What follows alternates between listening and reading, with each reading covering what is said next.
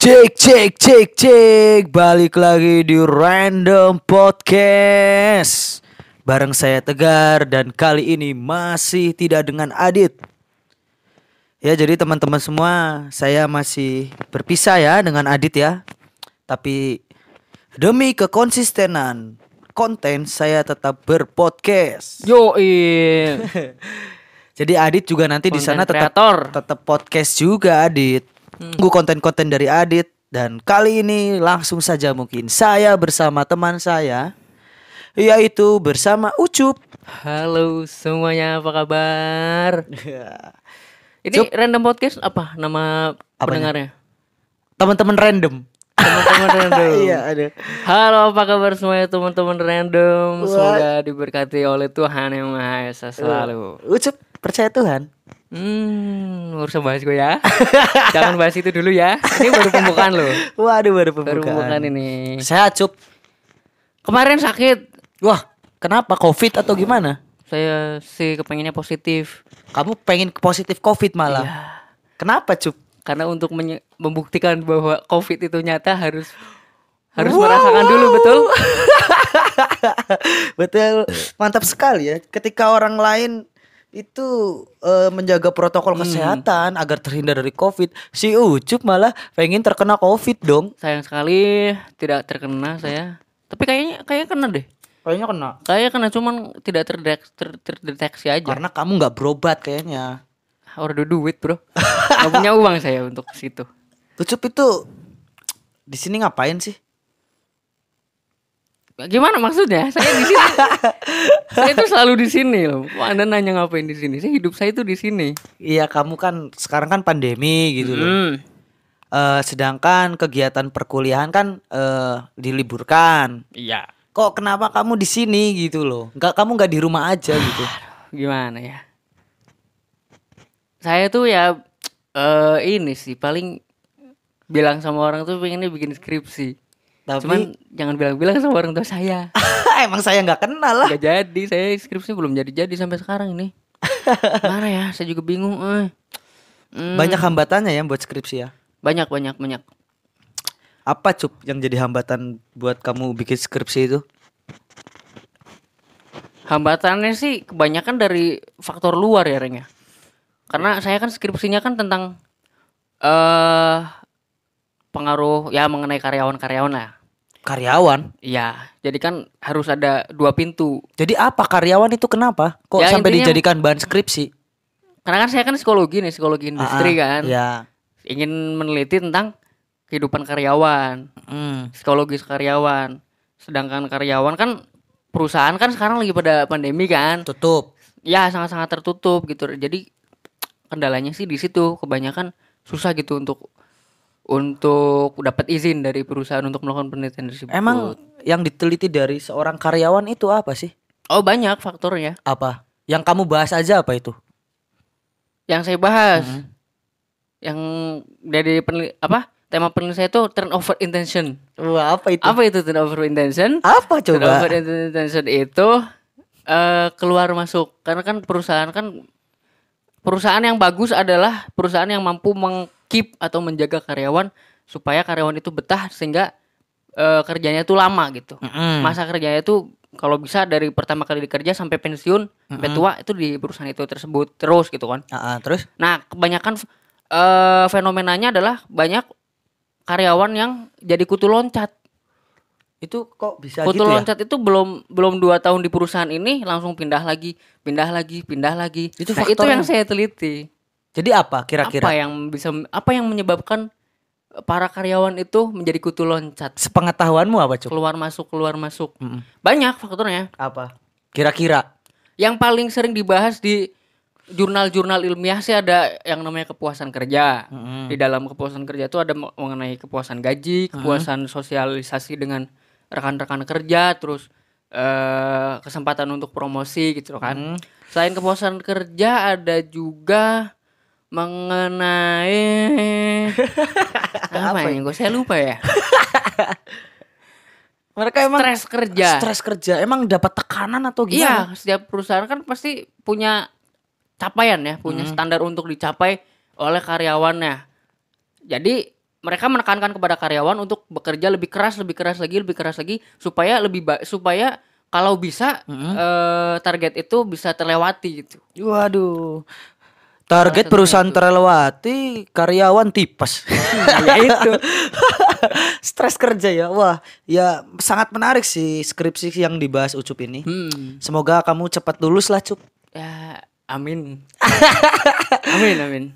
Tapi kalau menurutmu, terima kasih doanya. Iya.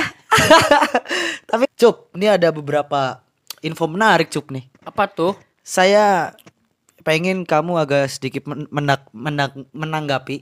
menanggapi Oke. tentang info yang menarik sekarang. Apa itu? Yang pertama ini ada dari Suara Bogor ID, suara.com. Beritanya ini, janda Cianjur hamil tanpa hubungan seks. Aku lihat itu berita itu di Angin kencang masuk ke vagina saya. Waduh. Ini katanya di Cianjur ini ada janda muda hamil tanpa berhubungan seks. Diakibatkan dia mengakui bahwa dia merasa ada angin kencang masuk ke vaginanya. Kok bisa ya anjing? Gitu ya? Kok bisa gitu loh? Ini tanggapan serius saya ya. Serius? Saya mau podcast ini menjadi podcast yang serius saja ya. Iya. Kayaknya perlu diteliti lagi terakhir kali dia ini berhubungan seksual dengan suaminya itu kapan, mantan suaminya itu kapan, barangkali itu masih janin suaminya kan? Atau mungkin kalau dalam Islam masih dalam masa iddah gitu loh.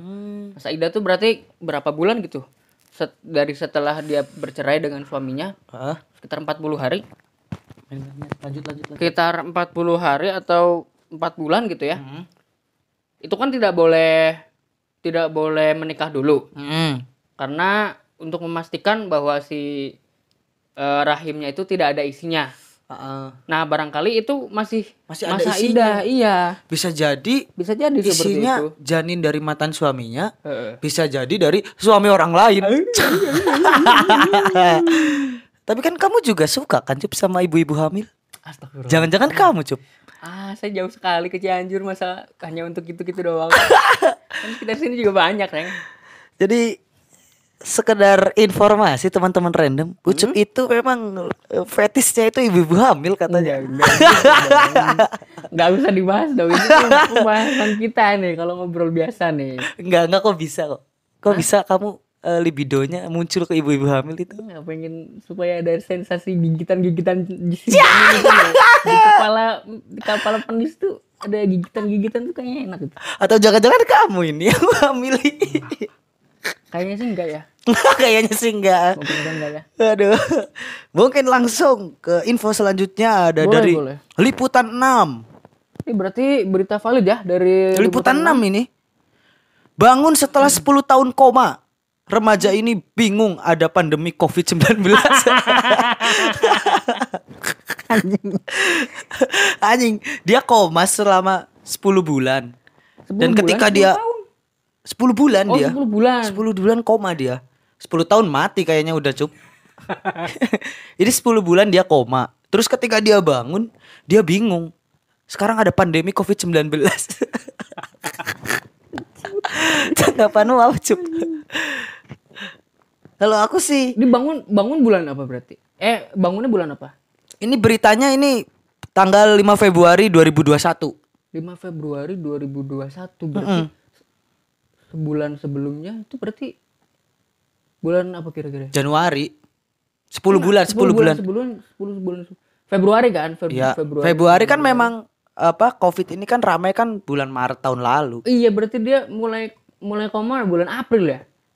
10 bulan sebelumnya kan bulan April 2020. Iya. April kan baru masuk ya? Iya. Ini kaget dia pasti. Kalau menurutmu gimana nih? Orang ini suruh apa aja?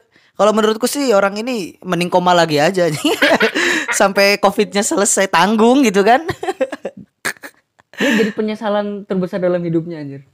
Bangun di masa pandemi. Ini menyesal tidur lagi, menyesal koma lagi anjing. Anjing, Mas. Kamu ini aja. Ada-ada aja. Langsung nih, ada lagi Cup nih yang sedang ramai. Sebenarnya saya tahu yang ramai-ramai. Yang agamis-agamis itu kan. Wah iya ini. Beredar kabar. Beredar kabar. Apa Nisa Sabian dituding jadi pelakor. Disebut jadi selingkuhan keyboardis B-nya sendiri. Wadaw. Jadi gimana itu maksudnya? Jadi Mbak Nisa ini menurut informasi aja. Bandnya itu Sabian. Ah, Sabian itu bandnya kan. Ini menurut berita ya, bukan menurut saya. Saya tidak oke. melakukan penudingan, tapi ini yang ramai sekarang. Nisa Sabian disebut pelakor, disebut jadi selingkuhan keyboardis bandnya sendiri. Waduh Mbak Nisa.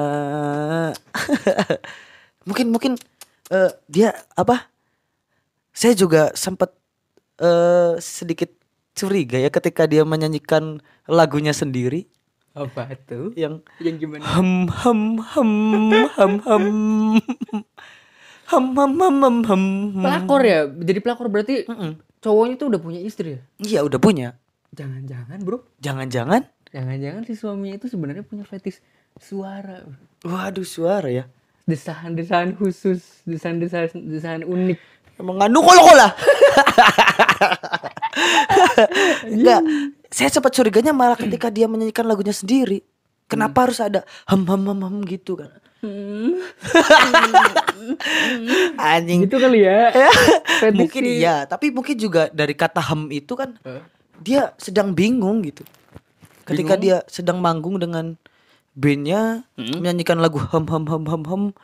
Jadi hem hem hem itu sebenarnya dia sedang kebingungan aja untuk menghadapi si istri si keyboardisnya ini gitu loh. Gimana Saya caranya takut ya, ketahuan ya. sembunyi-sembunyi ya? Iya. Karena hem itu kan identik dengan kebingungan. Gitu ya. Ya kan ketika Gimana nih? iya kan? Iya benar bingung. Hem itu identik dengan kebingungan, Bro. Betul juga Anda reng. Waduh. Tapi kamu Tapi sebenarnya nggak apa-apa sih. ya nggak apa-apa juga. Maksudnya sebenarnya bukan menjadi hal yang harus diramaikan sama halayak umum. Kenapa? Ya karena manusia kan. Sebenarnya kan manusia memiliki cinta.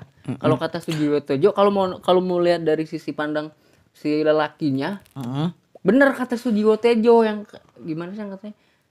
Kita bisa merencanakan untuk menikah dengan siapa. Tapi kita tidak bisa merencanakan untuk jatuh cinta dengan kita bisa merencanakan jatuh cinta dengan siapa. Kebalik, Cuk. Iya kebalik. Oh, yang bener yang mana ini? Kita tuh bisa merencanakan untuk menikah dengan siapa. Ya. Tapi kita tidak bisa berencana untuk jatuh cinta kepada siapa. Oh. Ambulah kan. Intinya itu ya, Ya, intinya antara jatuh itulah. cinta dan menikah ya. Intinya Intinya gitu. Intinya gini. Menikah itu bukan berarti sudah pasti akan jatuh cinta dengan seseorang yang kita nikahi. Oh, mungkin lebih gampangnya mencintai itu adalah hak setiap orang. Betul. Tapi menikah adalah nasib, Bro. Mungkin gampangnya Iya, itu. bisa jadi menikah itu adalah nasib. Nasibnya mungkin nikah sama orang yang tidak kita cintai. Bisa jadi kan? Jadi ya menurutku juga ngapain sih kayak gini permasalahin, toh banyak juga kok orang-orang yang di luar sana yang kejadiannya seperti ini tapi nggak dipermasalahin. Banyak. Apa karena memang karena dia influencer? Nah, iya, bisa dipahami kenapa kemudian jadi ramai adalah selain karena si Nisa Sabiannya ini adalah seorang influencer gitu, orang terkenal gitu ya. Cara apa ya? Image yang ditampilkan oleh Nisa Sabiannya sendiri itu kan agamis. Iya agamis kok mbak agamis kok Gitu. Jadi pelakor sih mungkin Iya, itu itu ya. kan dua hal yang kontras. Di mata moral masyarakat itu dua hal yang sangat kontras terjadi kepada Nisa Sabian. Mungkin itu ya maksudnya bebannya jadi influencer ketika memiliki fame yang apalagi memang backgroundnya ini seperti Nisa Sabian. Agak sulit juga ya melakukan apa-apa ya. Iya, untuk jadi influencer tuh sebenarnya background apapun sebenarnya akan sulit gitu ya untuk melakukan apapun akan jadi sorotan di tengah masyarakat. Cuman yang seharusnya pelajaran yang bisa kita ambil dari kasus ini adalah kita gitu ya sebagai warga biasa gitu ya. Iya. Warga negara biasa. Seharusnya kita tuh harus pandai-pandai memisahkan antara karya dengan pribadi seorang yang berkarya itu. Ya pekerjaan dengan Di luar pekerjaannya juga, Bro. Iya kan? Bisa jadi memang ada yang memang artis-artis ketika di depan kamera mereka itu sukanya mabuk-mabukan, minum-minuman. Bisa jadi di belakang kamera Iya. lebih baik gitu. Iya, karena kan itu cuma kebutuhan brand aja sebenarnya. Dia di endorse kan. Siapa tahu nih Sasabian juga di endorse oleh fashion hijab. Wah, jadi menurutku ya ngapain sih kalian menghujat-hujat? Siapa tahu justru kalian yang menghujat juga adalah pelakor juga. Bener. Yang menghujat kan belum tentu lebih baik daripada yang dihujat kan? Iya dong. Oke, mungkin itu ya. Mungkin kita langsung ke tema aja ya, Cup. Oke. Jadi tema kali ini adalah Apa kita temanya hari ini kita sebenarnya? jadi kebetulan karena saya ngobrol dengan Ucup, teman-teman random, yang notabene Ucup adalah seorang anak tunggal. Anak tunggal dong. Jadi Ucup ini seorang anak tunggal dan sepertinya dia memiliki banyak cerita ya tentang anak tunggal ya. Enggak sih, dikit sebenarnya ceritanya. Dan di sini saya mengangkat tema yaitu keresahan anak tunggal, Cup. Tapi buat teman-teman, maksudnya ketika memang nanti Ucup sudah menjelaskan, kalian jangan lah saya anak tunggal tapi saya tidak seperti itu. Lah itu kan kalian, ini kan menurut perspektif Ucup gitu loh. Karena saya sekarang sedang ngobrolnya dengan Ucup. Benar. Nah, Ini kebenaran subjektif aja ya. ya Yang betul dialami betul oleh betul. satu orang yang sedang berbicara. Nah, jadi teman-teman, anak tunggal itu Gimana adalah tuh? satu-satunya anak dari sepasang orang tua. Itu sumbernya dari mana itu? Dari Wikipedia. Sang Wikipedia. Jadi menurut Wikipedia, anak tunggal adalah anak satu-satunya dari sepasang orang tua. Anak tunggal dapat terjadi karena anak tersebut merupakan satu-satunya yang dilahirkan oleh ibunya ataupun ibunya mengandung atau melahirkan beberapa anak tetapi hanya satu yang masih hidup. Oh, berarti kalau ada yang udah maksudnya punya kakak, punya adik tapi pada mati, termasuk tunggal juga ya berarti ya? Ya, tapi kalau kamu memang anak tunggal murni atau memang kamu punya kakak atau adik yang sudah meninggal? Saya original berarti. Original ya. Tidak KW-KW. Berarti memang anak tunggal satu-satunya. Benar. Itu kenapa kok orang tuamu memiliki anak satu doang sih? Tahu ya, kayaknya memang kurang harmonis. Sepertinya Ucup selain anak tunggal juga broken home. Lengkap sekali penderitaan Anda. Atau jangan-jangan anak pungut juga? Ya. Aduh, gimana ya? Saya kan lebih bersyukur kayaknya kalau jadi anak pungut. Kenapa? Kenapa? Enggak dong. Maksudnya gini, mau jelasin dari mana dulu nih? Nah, jadi anak tunggal, Cup. Gimana anak tunggalnya? Nah, ini tuh saya mendapat beberapa stigma dari masyarakat. Jadi yang saya mau tanyakan ke kamu ini adalah stereotip masyarakat tentang anak tunggal itu seperti apa gitu. Nah, di sini aku tuh mau mempertanyakan kebenarannya benar nggak sih yang menjadi stigma di masyarakat umum pada umumnya ya tentang anak tunggal ini gitu loh. Ada banyak? Lumayan sih, sedikit aja sih. Berapa? Yang pertama itu Sebutin satu-satu nanti kita breakdown. Oke. Jadi anak tunggal itu katanya bener nggak sih suka menyendiri tapi mudah kesepian. Kalau yang Ucup rasain gimana? Kalau suka menyendirinya bener sih. Yang terjadi pada diri saya bener bahwa saya ini suka lebih daripada berkerumun, ngobrol babi bu sama banyak orang itu lebih baik. Saya lebih merasa tenang gitu. Berarti bisa dikatakan introvert nggak sih? Itu ranahnya udah ke psikologi ya. Nah, Nanti dulu ya. oke. Bahas masalah introvert ekstrovert nanti dulu. Kalau masalah kesendirian lebih suka menyendiri bener. Saya pribadi lebih suka menyendiri. Kenapa? Alasannya karena saya lebih suka ketenangan daripada keramaian. Bahkan kadang ketika dalam keramaian pun saya lebih suka diem gitu. Nah, saya ingin menginginkan diri saya itu tenang gitu. Berarti ingin sekali. Tapi saya tidak merasa kesepian. Kalau di situ kan suka menyendiri tapi Mudah kesepian. Nah, saya tidak merasa kesepian. Karena Apa ya? Karena saya merasa cukup dengan diri saya sendiri.